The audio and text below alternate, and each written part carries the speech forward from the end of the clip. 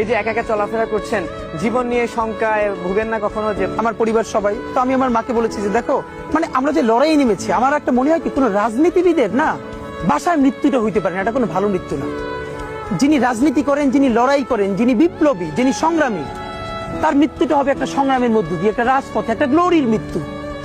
আমি তো ভীষণ ভাবে প্রত্যাশা করি, আমি ছোটবেলা থেকে এই স্বপ্নটা দেখি, অনেক জায়গায় বলেছি, যে একটা তুমুল মিছিল হচ্ছে অন্যায়ের বিরুদ্ধে, সেই মিছিলের সামনে আমি আছি, কোনো একটা বুলেট এসে আমার বুকটা হয়তো বিদ্ধ করে দিয়েছে, এবং সেই মিছিলে আমি হাসতে হাসতে আমি শহীদ হয়ে গেছি।